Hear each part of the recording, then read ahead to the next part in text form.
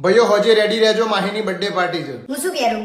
ચણિયા ચોળી જે પહેરવું એ પહેરજો, પણ મારી ઇજ્જતની માં ફળી જાય ને એવું ના પહેરતા.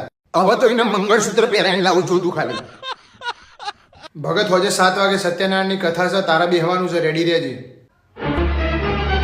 પત્યું. પપ્પા મારા મેર નહીં આવે. કેમ? એને તારીખ આવી છે. મારા ખોટી મગજમારી ના જો, બધા મહેમાન ઇન્વાઇટ થઈ ગયા છે, બરોબર? તારે જો જવાનું હોય ને તો કેન્સલ કરી દેજે. બેર આવું તો ના હોય, એમાં સ્પેશિયલ ઇન્વિટેશન આવ્યું છે, મારે તો જવું જ પડે.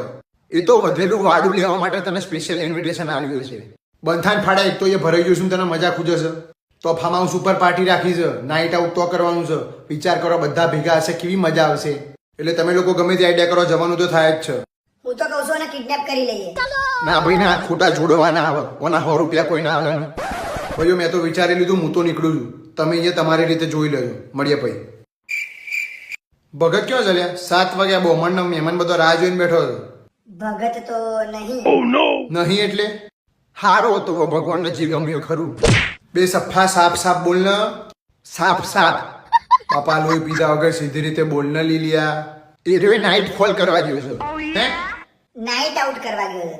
કઈ જગ્યાએ? ખબર નહીં, કોઈ ફાર્મ હાઉસમાં પાર્ટી રાખી છે ખરા. અહીંયા ઘેર કથા છે, મહેમાન આવીને બેઠો છે અને બોમણ રાહ જોવે છે ને એ તો પાર્ટી કરે છે. આ માદર ભગત છે ને, મારા હાથે દાડો પતી જવાનો. હલો, ભગતના ફાધર સાથે વાત થઈ શકશે મારી? હા બોલો, એના ફાધર જ વાત કરું છું.